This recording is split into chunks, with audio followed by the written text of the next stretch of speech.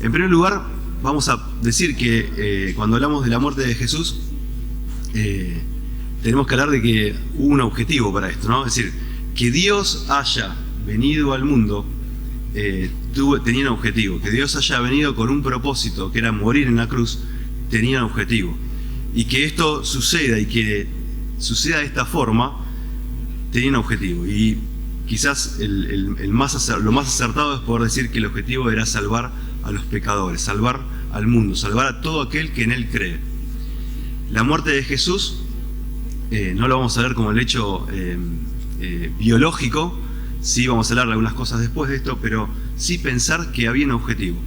Si hay algo que tenemos que tener en claro esta mañana y irnos de acá, es teniendo el objetivo, el conocimiento de que el objetivo de Jesús era venir al mundo a salvarnos, ¿sí? En primer lugar. Ahora, en segundo lugar, que la venida de Jesucristo era necesario que sea así. ¿Y por qué digo esto? Porque Jesús vino a salvar al mundo y a dar su vida, pero no había otro que lo podía hacer. Era el sustituto perfecto. Y quizás ahí es donde nace la idea de que por qué Jesús tiene que venir al mundo. ¿Cuál era la naturaleza de por qué Jesús tenía que venir al mundo? Bueno, no había uno, ni siquiera uno perfecto que pudiese dar la vida por los hombres, que pudiese acercarnos al Padre, que pudiese reconciliarnos con Dios. Y Jesucristo cumplió esa demanda, ¿sí? El pecado que nos había separado de Dios cuando entró a través de Adán, en Jesucristo se cumple, que el sacrificio es cumplido y la deuda es pagada. Ahora, así como podemos pensar eso, también podemos que hay una actitud, ¿sí? La actitud de Jesús fue que se humilló a sí mismo, haciéndose obediente hasta la muerte y muerte de Cristo, lo dice Filipenses 2:8. Y en esta idea, tener también presente que hubo una idea primaria, que es la obediencia. Jesús era aquel que podía pagar el precio por nuestro pecado, pero para hacerlo tenía que obedecer.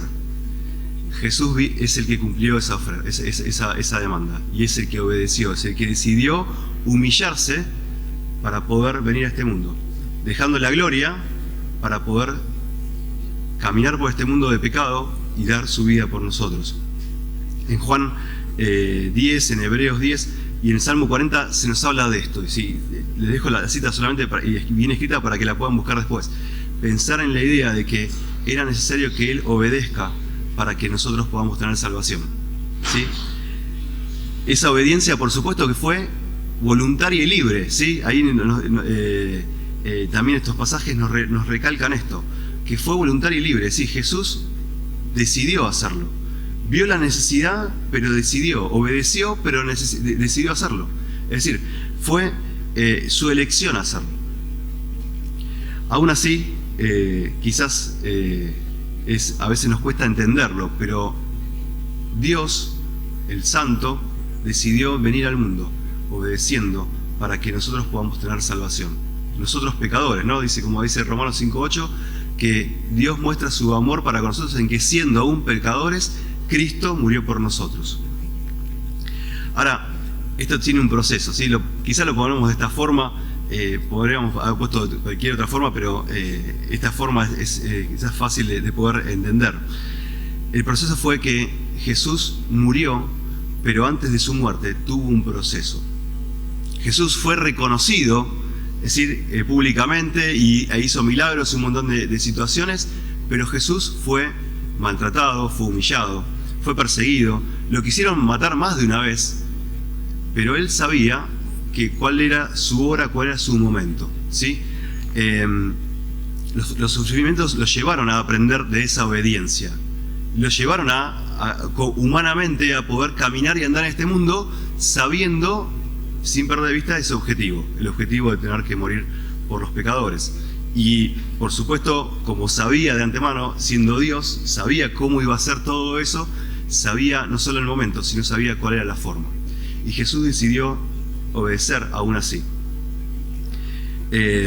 Hay varios pasajes que nos relatan de estos sucesos, ¿no? De sus sufrimientos, de estas persecuciones, pero quizás el pasaje que más nos acerca a entender cuál fue el momento más importante de esa lucha librada por nosotros fue el huerto de Getsemaní.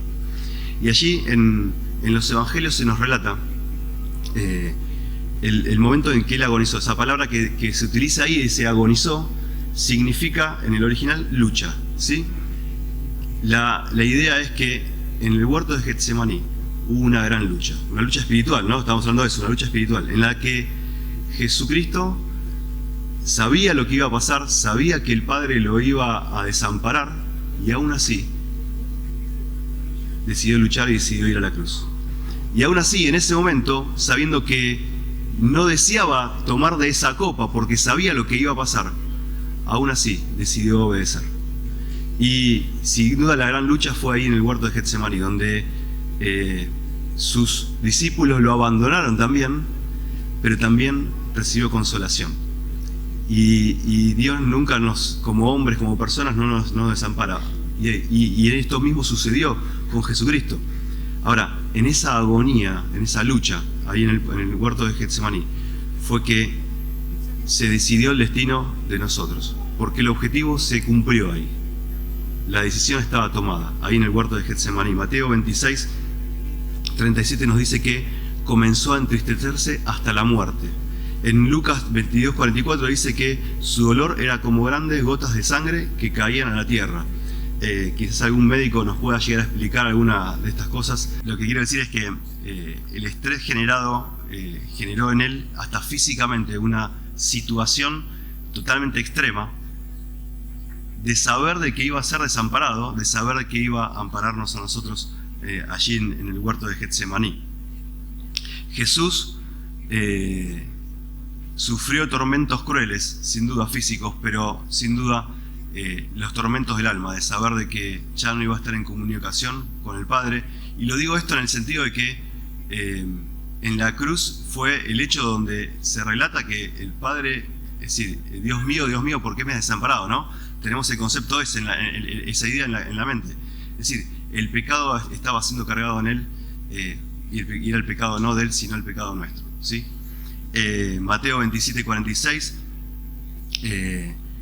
habla de estos tormentos, habla de que estos tormentos sin duda fueron para él, podríamos decir entre comillas, digo porque es Dios, no hay nada demasiado para él, pero podrían haber sido demasiado, ¿sí? Humanamente podemos ver que él cargó sobre él nuestro pecado, y a raíz de eso, en consecuencia de eso, fue desamparado por el Padre. Ahora, esto tenía una importancia, ¿no? Y quizás ahí en forma de pregunta está en el apunte, pero es ¿cuál era la importancia de que muriese crucificado?, ¿sí? Porque algunos podríamos decir, bueno, ¿cuál hubiese sido la muerte de Jesús? ¿Cómo hubiese sido? ¿Cómo era necesario que hubiese sido esa muerte de Jesús? Bueno, la muerte de Jesús, Dios había determinado que sea de esa forma, crucificado. Y quizás ahí es donde a veces no entendemos ciertos temas, pero quizás podemos remitirnos a los salmos, podemos remitirnos a situaciones anteriores en el Antiguo Testamento en los que se nos relata, se nos muestra de que era necesario que iba a ser así. Y que detalladamente David en el Salmo 22 o Isaías en el Salmo 52, en 52, 53 del libro de Isaías, se nos relata detalladamente que esto iba a ser así. Hasta hacía unos años, y que el tiempo iba a ser así, ¿no? Porque también fue eso, que el tiempo de cumplimiento iba a ser así. Pocos años antes de la muerte de Jesús, ahí en Juan lo describe en el capítulo 18, en el versículo 31 y 32, se nos muestra de que los judíos ya no tenían la potestad de cumplir la pena capital de esa forma. Es decir, de ellos hasta ese momento no crucificaban, ellos lapidaban, ¿no? Es decir, tiraban piedras y mataban a la persona. De hecho, lo habían hecho con varios. Ahora, ellos tenían ese poder o esa capacidad. Ahora, si hubiese sucedido de esa forma, la muerte de Jesús hubiese sido invalidada. Y lo digo en qué sentido: en el sentido de que la profecía no se hubiese cumplido. Dice el Salmo Isaías, dice que ningún hueso suyo había sido roto, ¿sí? Ahora, para que suceda eso, si hubiese sido por lapidación, seguramente algún hueso suyo hubiese sido roto, hubiese sido quebrado. Ahora, para que se cumpliese la Escritura, como dice Pablo también en 1 Corintios capítulo 15, era necesario que sea de otra manera. Y así como había sido detallado por los profetas anteriormente, Cristo cumplió con eso, y el designio humano fue de esa forma, el designio de Dios, fue que sea llevado a la cruz. La muerte de Jesús no fue ninguna casualidad, no fue fuera de tiempo, no fue de una manera aleatoria, sino que fue totalmente predeterminado por Dios y comunicado a los profetas y comunicado tiempo antes y por el mismo Jesús de la forma que iba a morir. Ahora hay hechos, fundamentos históricos, ¿no?, en esto. El relato del Evangelio da certeza de que, y clara de que Jesús iba a morir en cruz. Ahí en Mateo capítulo 27, Juan 19 o Marcos 15 y en Lucas también se nos relata lo que iba a pasar de esta forma, que iba a acontecer de esta forma. Jesús lo había predicho.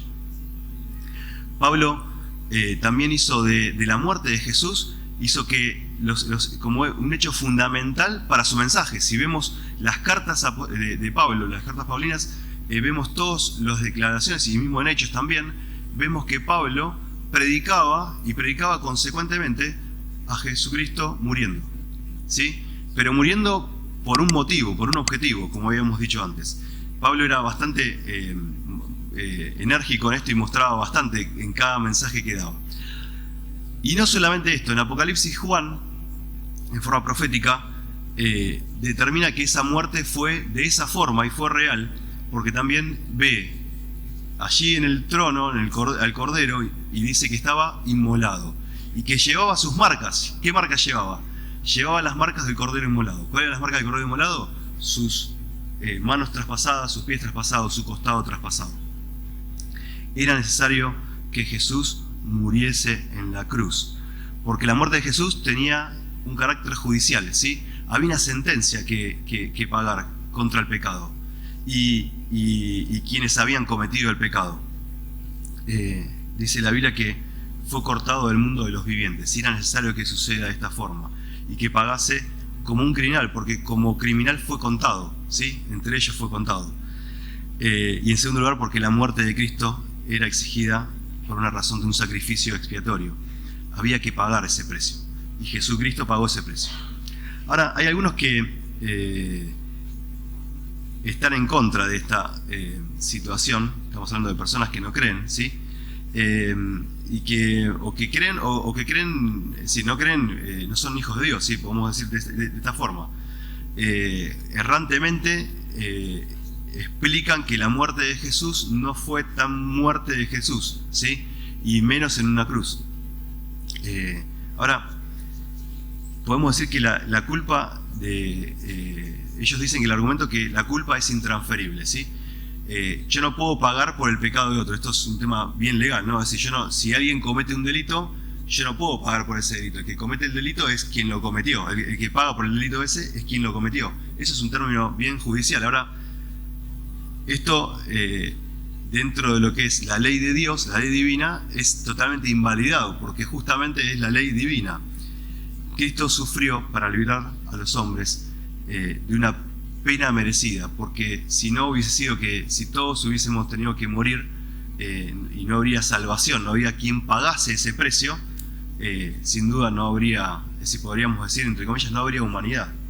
Ahora, Cristo decidió pagar el precio, y esa es la justicia divina, porque allí como dice en 2 Corintios capítulo 5, versículo 19, dice: porque Dios estaba con Cristo reconciliando consigo al mundo. Esa era la forma, no había otra forma. La única forma era que alguien pagase el precio por nosotros, porque no había justo ni aun uno, como dice Romanos. Por otro lado también, que una persona pueda morir para conseguir la libertad del castigo futuro del culpable, y esto no se podía efectuar a cambio de que la persona pueda cambiar. Es decir, que Jesucristo muriera por nosotros en la cruz no significaba eso que nosotros íbamos a cambiar, ¿sí? Porque nadie que paga el precio por un ladrón significa que ese ladrón va a dejar de robar, ¿no? Vamos a ponerlo en estos términos. Nosotros tenemos, a través del Espíritu Santo, con el que fuimos sellados, tenemos la posibilidad de que Jesucristo murió por nosotros y nosotros podemos cambiar nuestra vida y ya dejar de hacer lo que hacíamos y ya dejar de andar donde andábamos para andar en una nueva vida. Gálatas 2:20 dice Pablo, con Cristo estoy juntamente crucificado, y dice, y ya no vivo yo, por lo cual ya no hay posibilidad ya no hay voluntad de que si quiero o no pecar. Dios me da una nueva vida, Dios me da la posibilidad de que Cristo viva en mí. ¿Qué sucedió en la muerte de Jesús? Lo vamos a dejar para otro momento, se los dejo escrito ahí, pero sí vamos a hablar de ahora de la resurrección. Así como vimos la muerte, vamos a hablar de la resurrección. Y rápidamente podemos decir que algunos escritores, o muchos escritores, hablan de la resurrección y la ascensión y de la ascensión a la diestra del Padre y la segunda venida en gloria, y algunos pocos hablan del ejercicio de su papel en la lumbrera como la exaltación, ¿sí? Cuando escuchamos hablar de la exaltación hablamos de todos estos temas, ¿sí?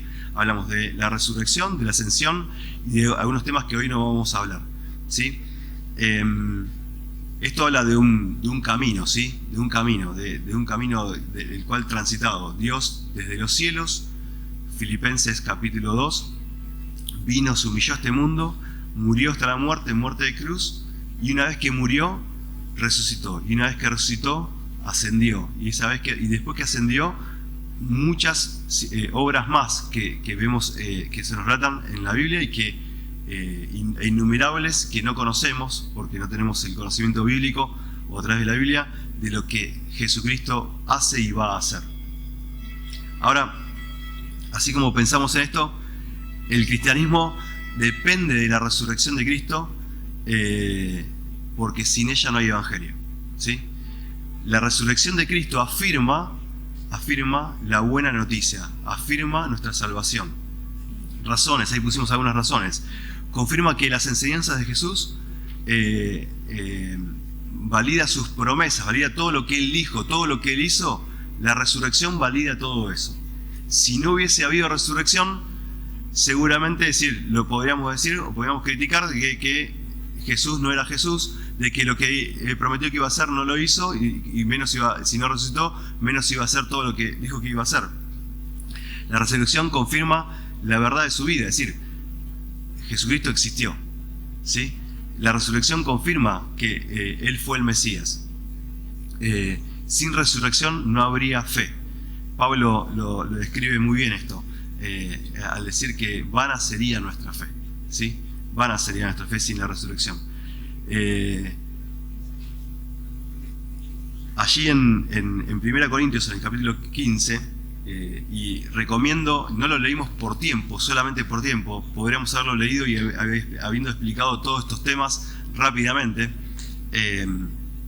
Capítulo 15, Pablo dedica todo este capítulo a hablar de la muerte, resurrección y ascensión de Jesucristo. Y cuando habla de esto dice, y si Cristo no resucitó, vana entonces sería nuestra fe, nuestra predicación. Vana, ahí lo repite dos veces, y la primera palabra es una palabra en griego que dice kenos, que desprovista de resultados, es decir, no tendría resultados. Y si Cristo no resucitó en 1 Corintios, en el capítulo 15, pero el versículo 14, dice que vana sería, y ahí la palabra vana también se traduce como matios, que significa que desprovista de realidad, es decir, sin resurrección sería nuestra explicación, o nuestra fe sería sin resultados y sin realidad. Sería una mentira, ¿sí? Básicamente, quizás algo muy sencillo de comprender, pero sería una mentira.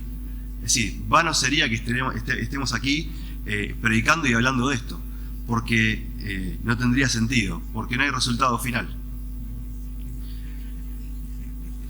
Podemos ver entonces la resurrección, y vamos a tratarlo de ver rápidamente de forma de 3 puntos. La primera es la naturaleza y pruebas de la resurrección. quiero pasar así rápidamente en esto.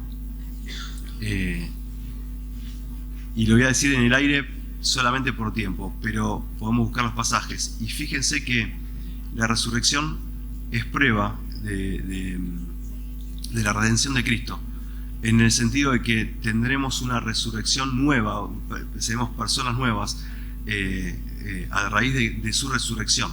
Si Cristo no hubiese resucitado, no tendríamos certeza de qué pasará con nosotros después de esto. Podemos pensar que, y permítame buscar el pasaje, que Él fue aquel sacrificio necesario para que tengamos salvación, pero también fue la resurrección aquello necesario para que nosotros podamos tener vida. Quienes habían sido muertos y resucitado, y ahí podemos ir a Segunda Reyes en el Antiguo Testamento y un montón de pasajes más, inclusive mismo Lázaro en el Nuevo Testamento, volvieron a morir. Ahora, la certeza de que Jesucristo resucitó nos da a nosotros la certeza de que un día tendremos una resurrección verdadera, ¿sí? De que un día estaremos con Él en los cielos para siempre, como dice la Biblia. El hecho de que Cristo fue resucitado no fue manifiesto a todos, y esto también tenemos que saberlo. Es decir, se dio a conocer a muchos, a las mujeres, a los discípulos, a muchas personas, a más de 500 a la vez, dice la Biblia, decía Pablo, y aún inclusive después de haber ascendido, Pablo también lo dice, se me apareció a mí como un abortivo. Es decir, él muestra, o la Biblia muestra, de que la resurrección de Jesucristo significó también mucho más que lo que las personas podían percibir. Ahora, todos estos que vieron a Jesús también dieron testimonio, ¿sí? Y en los evangelios aparecen los testimonios, pero no sabemos después todos los que le contaron a otros, contándole que habían visto al Señor, a Jesucristo resucitado. Aquel que había sido crucificado días antes había sido resucitado. Y esto no fue por un pequeño breve tiempo. A veces pensamos, ¿y cuánto tiempo fue? Que sin conocimiento de la Escritura no se nos pierde. Fueron 40 días. Sí, 40 días estuvo Jesús en contacto con ellos. Los evangelios se nos relatan por lo menos 10 encuentros, y que dan testimonio de que era ese tiempo necesario para mostrarles que Él no era un fantasma, que no era algo que estaba sobrevolando, o que una visión o una estimulación, sino que era algo real. Hay argumentos por los cuales no lo vamos a nombrar. Algunos piensan de que a raíz de que los que vieron o que escucharon la voz dijeron, no, ese es el maestro, y que sugestionaron a otros a que puedan entender. Ahora, no era así. Lo vieron, Tomás lo palpó, lo vieron pasar, lo vieron estar. Y una resurrección rara, ¿no? Porque, es decir, él aparecía, desaparecía, estaba en el lugar, se iba, podía comer, podía estar. Estamos hablando de una persona real, estamos hablando de una resurrección real.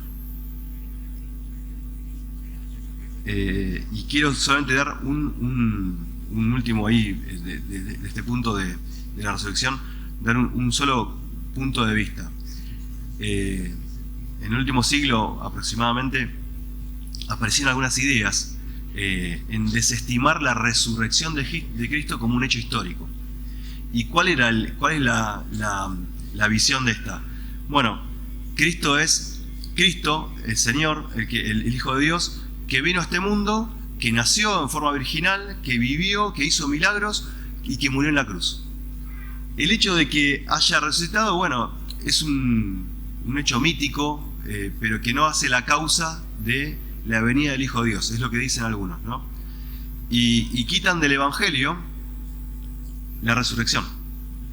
Un hecho totalmente importante, y luego, como dijimos antes, que nos da todo el antecedente de saber que la victoria, saber que nuestra resurrección es verdadera a causa de que Él resucitó primero, que Él es las primicias de la resurrección. Por último, de este tema, de este punto de la resurrección, podemos verlo desde el punto de vista apologético, ¿sí? Pedro y Pablo en distintos pasajes reclaman y proclaman que era necesario que esto suceda, porque el Salmo 16 dice: no dejarás mi alma en el Seol, ni permitirás que tu santo vea corrupción. Y ahí volvemos a entender un poco más que el cumplimiento de la Escritura era necesario que suceda así, y que la resurrección era necesario que pase, para que todos los que, es decir, vean esto, entiendan y puedan comprender. Nosotros podamos comprender, podemos afirmar de que Jesucristo es el Señor, también por este acontecimiento, por la resurrección. En 1 Corintios, en el capítulo 15, versículos 14 y 15, dice que Cristo no resucitó, vana es nuestra fe, nuestra predicación, es lo que habíamos visto antes, y vana sería nuestra fe. Era necesario que Jesucristo resucite. Vamos así a abordar el último tema, ¿sí? No me quiero pasar. La ascensión. Cuando hablamos de la ascensión, hablamos del momento en que Jesucristo se aparece por última vez de forma grupal ante los discípulos, y les dice: bueno, vamos a un lugar al cual vamos a ver eso, y es llevado, ¿sí? El hecho histórico, habíamos dicho antes, aparece, se registra como uno de los hechos más prominentes, porque ven a Jesucristo en cuerpo, pero lo ven llevado a la gloria.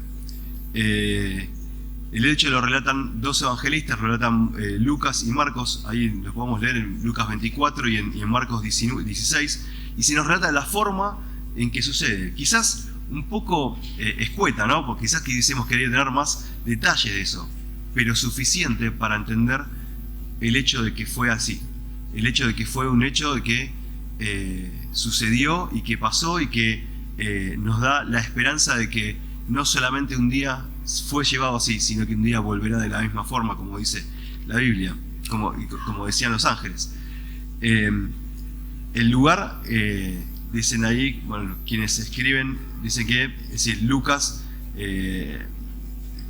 había reunido dice que había reunido a los discípulos en Jerusalén por orden del Señor, y en Hechos 1:12 se nos relata también que fue cerca ahí de Betania, en el Monte de los Olivos. Vamos a saltear el tema de los discípulos y sí el suceso. Jesús les está hablando, les dice que me seréis testigos en Judea, en Samaria, en Jerusalén, en Judea, en Samaria y hasta el último de la tierra. Dice que de repente pasa, y podemos leerlo, está más claro en la lectura bíblica, es puesto, llevado entre nubes, y hasta que le ven desaparecer, ¿sí? Es oculto en las nubes y es desaparecer. Lo ven directo, no es que ven algo así, o imaginado, o como si fuese una gran visión, sino que lo vieron. Fue una visión, un hecho que aconteció. En Hebreos 4:14 se nos dice que él se sentó a la diestra de Dios. Y Esteban, en su lapidación, también nos relata eso, ¿sí? Que ve al Hijo del Hombre allí sentado a la diestra. Esto nos habla de que ese momento en el que se fue, en que ascendió, nos habla de que va donde está, y también nos habla de su vuelta, y que su palabra por completo es cumplida, ¿está bien?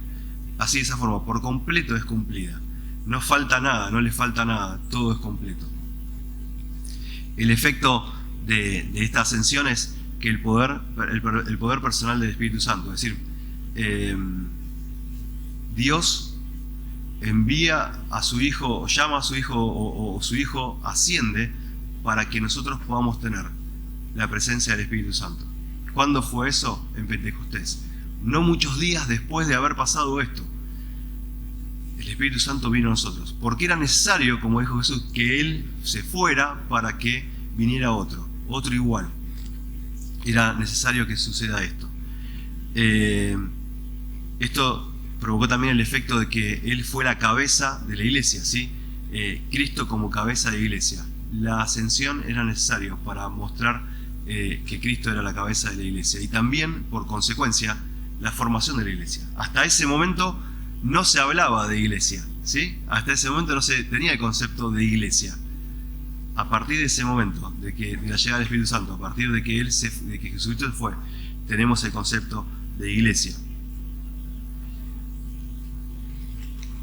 Así como nuestra, y ahí hablamos de la persona, ¿sí? Así como su resurrección fue corpórea, también lo fue su ascensión.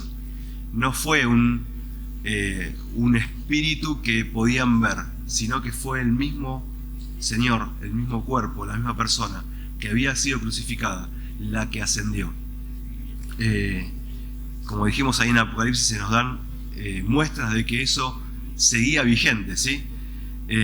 Las huellas de la crucifixión estaban en su costado, estaban en sus manos, estaban en sus pies. También dice que el que fue recibido arriba en gloria fue manifestado en carne. 1 Timoteo capítulo 3 versículo 16 dice Pablo esto, y no solo no cambió su personalidad, su forma, sino tampoco cambió su forma corpórea. El que había asumido en la encarnación, lejos de ser descartada, siguió en la misma condición transformada en la cual su cuerpo fue cambiado.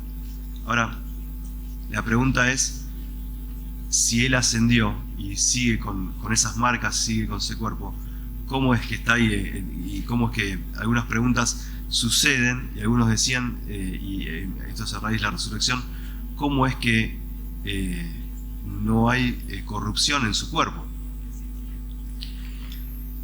La explicación es divina.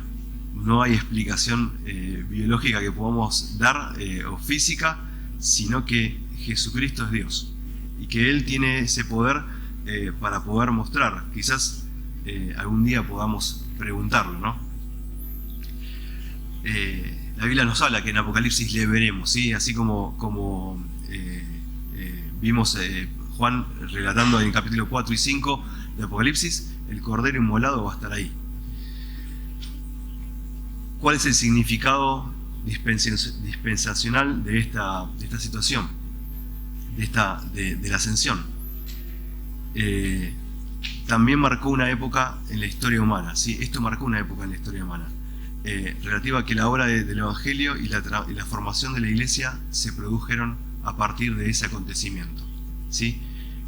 Los hermanos, los discípulos, quienes estaban ahí, se juntaron y esperaban la venida del Espíritu Santo, pero ya estaban juntos, estaban formando lo que es la iglesia. Efesios 1:22 nos habla de esto también. Ahora, cuando también vemos esto en el final, así como Él subió a lo alto, llevó cautiva la cautividad y dio dones a los hombres. Y esto también es muestra una nueva dispensación. En la formación de la iglesia, Jesucristo se fue, pero vino el Espíritu Santo y dio dones para que nosotros podamos ser esa iglesia viva que crece. Todos estos tres acontecimientos, la muerte, la resurrección y la ascensión, nos dan una pauta más, nos dan una certificación más de que Jesucristo es el Señor, de que Jesucristo formó esa iglesia, que somos parte de ella quienes hemos creído y que hemos recibido a Él como Salvador. Vamos a terminar orando. Te damos gracias, Padre, en esta mañana porque al abrir tu palabra, quizás en forma imperfecta en algunos conceptos, te damos gracias porque podamos transmitir el mensaje de salvación, de saber y afirmar una vez más de que la muerte de Jesucristo pagó el precio de nuestros pecados, que su resurrección nos muestra la esperanza y que su ascensión nos muestra el futuro. Gracias porque tenemos la seguridad de que un día estaremos en el cielo contigo y te podremos mirar cara a cara, ya no en imperfección, sino en estar completos. Y esto es a través de la obra de Jesucristo. Te damos gracias por esto y lo hacemos en el nombre de Jesús. Amén, Señor.